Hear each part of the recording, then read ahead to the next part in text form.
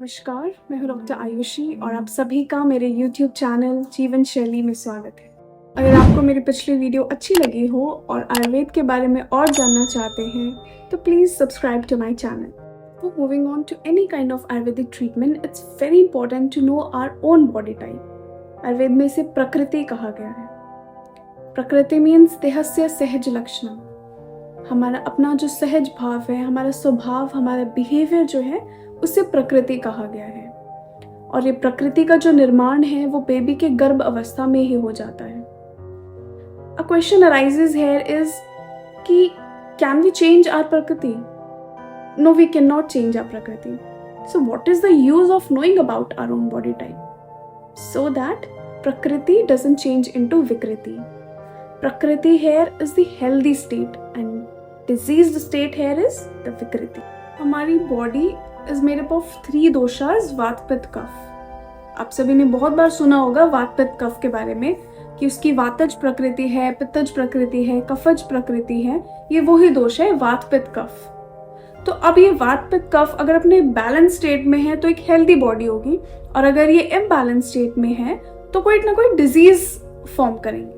और ये तीनों दोषों का जो बैलेंस्ड और इम्बैलेंस स्टेट है, यानी कि ये बहुत ज़्यादा बढ़ गए हैं या बहुत ज़्यादा कम हो गए हैं, ये सब कुछ डिपेंड करता है हमारे आहार विहार में, यानी कि हमारी जो डाइट है, हमारा जो फिजिकल एक्टिविटी है, उस पर डिपेंड करता है। यहाँ पे कंसेप्ट आता है प्रकृति का। प्रकृति जो है हमारे 3 दोषों की वजह से बनती है, वात, पित्त और कफ।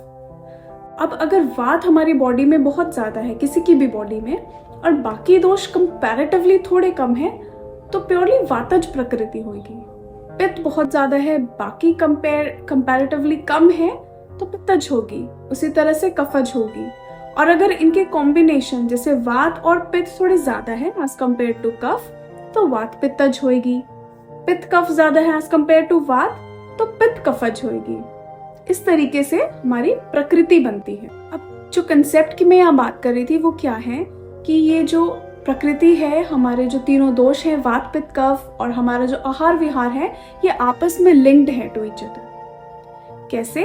अगर मान लीजिए हमें हमारी प्रकृति पता है, मान लीजिए वात पित्तज है, वातज है, पित्तज है, तो उसी के अकॉर्डिंग हम वैसा अपना डाइट और अपनी फिजिकल एक्टिविटी करेंगे कि हमारे जो ये दोष है ये इम्बैलेंस स्टेट में न जाए, ये बल्कि एक अपने बैलेंस स्टेट में रहे। और बैलेंस स्टेट रहेगा तभी तो हमारी जो प्रकृति है वो प्रकृति बैलेंस्ड रहेगी, वो प्रकृति विकृति में चेंज नहीं होगी। बात करते हैं कि अब आपकी कौन सी प्रकृति, ये कैरेक्टरिस्टिक्स जो मैं बताऊंगी आप उससे देख सकते हैं कि आपकी कौन सी प्रकृति है। तो बात करते हैं वातज प्रकृति की। तो वातज प्रकृति के जो लोग होते हैं वो यूजुअली लीन थिन, बहुत पतले दुबले होते हैं। बहुत मुश्किल से, बहुत उपाय करने के बाद भी जो है इनका वेट नहीं बढ़ पाता है, क्योंकि वात का गुण होता है लघु गुण। लघु मीन्स हल्का, तो यूजुअली लाइट वेट के होते हैं। वात का एक और गुण होता है रूक्ष गुण, दैट इज ड्राइनेस। तो यूजुअली इस प्रकृति के जो लोग होते हैं उनकी ड्राई स्किन, क्रैक्ड हील्स और हेयर रिलेटेड प्रॉब्लम्स होती हैं उन्हें, जैसे कि ड्राई हेयर, स्प्लिट एंड्स। वात प्रकृति के जो लोग होते हैं उनकी हड्डियों में भी बहुत ज़्यादा वात बढ़ जाते हैं। अब वात बढ़ने की वजह से जो है इनके बोन्स में बहुत ज़्यादा पेन रहता है, जोड़ों का दर्द, ये इनमें बहुत ज़्यादा होता है, क्योंकि जो स्निग्धता, जो ल्यूब्रिकेशन जो होती है, वात उसको कम कर देता है। और चलते वक्त भी जो है कट की आवाज़ इनमें ज़्यादा होती है। वात का एक और गुण होता है शीत गुण। तो शीत मीन्स ठंड, कोल्ड। तो इन्हें जो है ठंड ज़्यादा सहन नहीं हो पाती है, इन्हें समर्स बहुत पसंद है as compare to winters.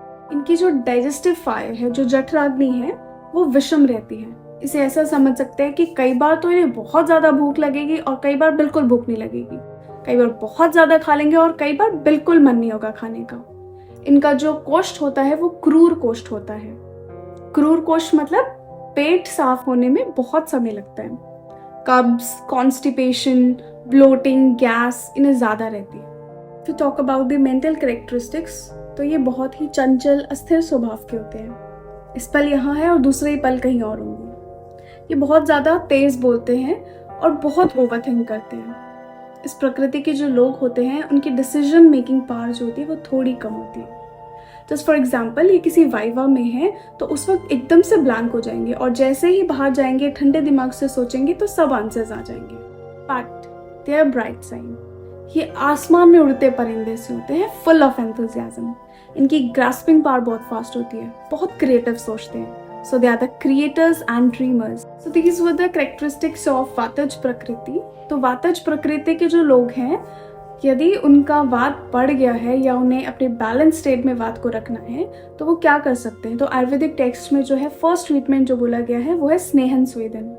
स्नेहन means oiling. यहाँ पे ऑयल का यूज करेंगे बोथ इंटरनली एंड एक्सटर्नली। तो इंटरनली कैसे कर सकते हैं, हम अपनी डाइट में जो है घी तेल का यूज कर सकते हैं। तेल जैसे सरसों का तेल, तिल तेल, ग्राउंड ऑयल ये यूज कर सकते हैं। और एक्सटर्नल एप्लीकेशन में जो है हम तिल तेल से मालिश कर सकते हैं अपनी बॉडी में। तिल तेल में नारायण तेल, क्षीर बला तेल ये ऐड करके हम मसाज कर सकते हैं। तो डेली इस प्रकृति के जो लोग हैं उन्हें अभ्यंग यानी बॉडी मसाज करना है। क्रैक्ड हील्स है, ड्राई स्किन है, स्कैल्प ड्राई है, हेयर फॉल हो रहा है, तो इस प्रकृति के जो लोग हैं डेली अपनी ऑयलिंग कर सकते हैं। स्नेहन के बाद बताया गया है स्वेदन। अब हमने मालिश कर ली, हमारा अभ्यंग हो गया, तो हम एक हॉट वाटर बाथ ले सकते हैं। मान लीजिए किसी के जोड़ों में दर्द है, हमने तेल को हल्का सा गर्म करके वहाँ हल्के हाथों से मसाज किया। अब मसाज करने के बाद किसी कपड़े को गर्म करके वहाँ पे सेक दे दें या फिर गर्म पानी में उस कपड़े को डुबो के सेक दे दें। डाइट की बात करें तो इन्हें अपने डाइट में 3 टेस्ट इंक्लूड करने हैं, मीठा, खट्टा और खारा।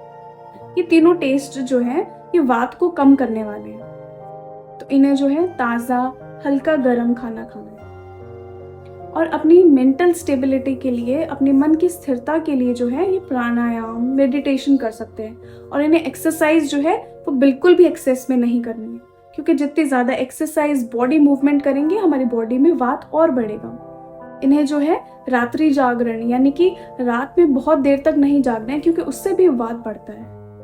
और एक बात का खास ध्यान रखें कि जो वर्षा ऋतु, जो रेनी सीजन है, उसमें वात प्रकोप पे होता है। तो ये सब जो रेजिमेन, ये सब जो ट्रीटमेंट्स है, ये स्पेशली इस ऋतु में तो हम जरूर करें ताकि हमारा वात जो है वो बैलेंस स्टेट में रहे, बढ़े ना। बात करते हैं पित्त प्रकृति की। तो पित्त प्रकृति के जो लोग होते हैं ये यूजुअली मीडियम बिल्ड के होते हैं। इनका फेयर कॉम्प्लेक्शन होता है, बट स्किन रिलेटेड प्रॉब्लम्स जो है इनमें ज़्यादा होती है, जैसे एक्ने है, रिंकल्स है, तिल है, इनमें बहुत ज़्यादा देखने को मिलता है। हेयर रिलेटेड प्रॉब्लम्स भी जैसे ग्रेइंग ऑफ हेयर, बालों का झड़ना, बालों का सफ़ेद होना, ये इनमें बहुत देखा जाता है। इनकी जो स्किन है वो यूजुअली गर्म रहती है।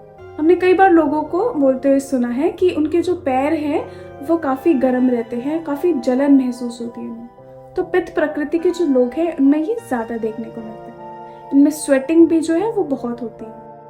अगर इनकी डाइजेस्टिव फायर की बात करें तो इनकी जो अग्नि है, इनकी जठराग्नि, वो काफ़ी तीक्ष्ण होती है। मतलब इन्हें बहुत ज़्यादा भूख और प्यास लगती है। इनका प्रॉपर डाइजेशन होता है कि बॉडी में अगर पित्त और ज़्यादा बढ़ जाए तो इन्हें जो है एसिडिटी, रिफ्लक्स और जलन ऐसी शिकायतें ज़्यादा रहती हैं। इन्हें गुस्सा बहुत जल्दी और बहुत ज़्यादा आता है, थोड़े टेम्परामेंटल होते हैं। But on the brighter side they are very intelligent. इनकी डिसीजन मेकिंग बहुत फास्ट होती है, इनमें बहुत लीडरशिप क्वालिटीज हैं। So they are the good thinkers and lead. पित्त प्रकृति के जो लोग हैं they have to be very careful about their diet.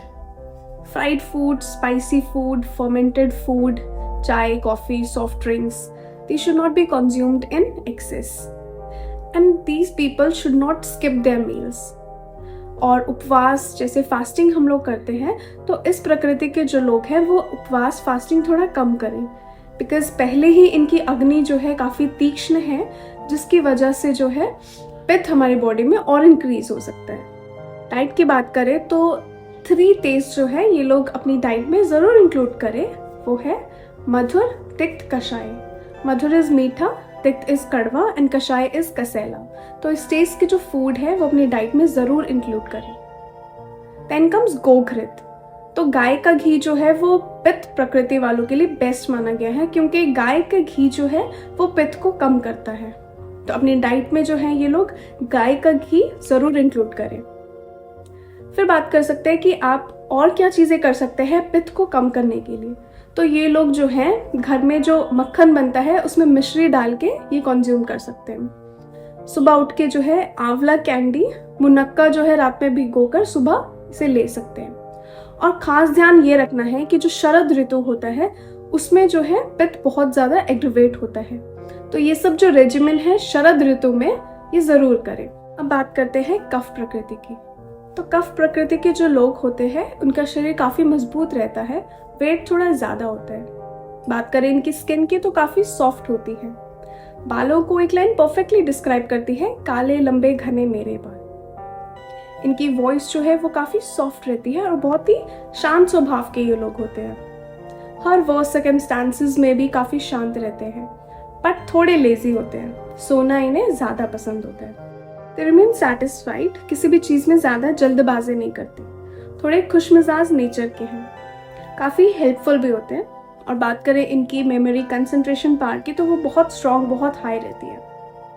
लेकिन इन्हें जो है बार बार कॉफ, सर्दी खांसी ऐसी चीज़ों से ये ज़्यादा अफेक्टेड रहते हैं। और डायबिटीज़, ओबेसिटी इस तरीके की जो डिजीजेस हैं ये लोग इनके लिए ज़्यादा प्रोन रहते हैं। कफ प्रकोपक जो आहार विहार है, जैसे काफ़ी ज़्यादा मीठा हैवी खाना जो खाते हैं तो उनसे क्या होता है इनका कफ और बढ़ता है। और विहार जैसे कि दिवा स्वप्न, जैसे दिन में सोना, इससे भी जो है कफ काफ़ी बढ़ जाता है।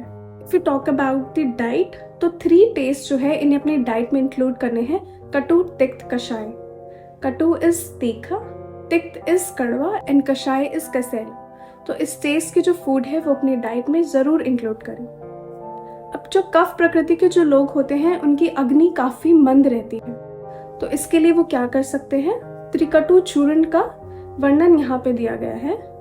त्रिकटु में जो है सौंठ, काली मिर्च, पिपली, इसे यूज करते हैं। तीनों को जो है 50-50 ग्राम क्वांटिटी में ले, कूट के जो है इनका एक चूर्ण बना लें और खाना खाने के आधे घंटे बाद जो है इसका सेवन करें, जिससे हमारी अग्नि काफ़ी बढ़ जाएगी और हमारे डाइजेशन में बहुत हेल्प करेगी। कफ को कम करने के लिए जो सबसे बेहतरीन, सबसे अच्छी मेडिसिन बताई गई है वो है शहद। तो शहद जो है उसमें रूक्ष गुण होता है। ऑन दी अदर हैंड जो हमारा कफ है उसमें स्निग्ध गुण, अंक्चुअसनेस प्रेजेंट होती है। तो शहद जो है अपने रूक्ष गुण के कारण जो है कफ को कम करता है। उसी तरह से जो मिलेट्स रोटी है उसमें भी रूक्ष गुण होता है। तो मिलेट्स रोटी जो है कफ प्रकृति वालों लोगों के लिए बहुत लाभदायक मानी गई है। तो ये लोग जो है अपनी डाइट में मिलेट्स रोटी को इंक्लूड कर सकते हैं। अब क्वेश्चन आता है कि हम शहद का इंटेक कैसे करें। हम लोग जो है बहुत ही गलत तरीके से शहद लेते हैं। गर्म पानी में उसे मिक्स करते हैं जो कि बहुत नुकसानदायक होता है। इसे कैसे लें। पानी को गर्म करें और उसे ठंडा होने दें। ठंडे पानी में जो है शहद को मिला के उसका सेवन करें। कफ प्रकृति के लोगों के लिए एक और चीज़ जो कफ को कम करने में बहुत हेल्पफुल होती है वो है उपवास, यानी फास्टिंग। फास्टिंग से भी जो है हमारा कफ कम होता है। Another thing is व्यायाम, exercise, walking is very important for the कफ प्रकृति people। ये कफ को कम करने में बहुत हेल्पफुल होता है।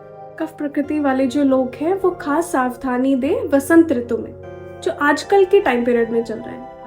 अराउंड 15 फरवरी से 15 अप्रैल तक का जो टाइम पीरियड है वो वसंत ऋतु है, that is the spring season.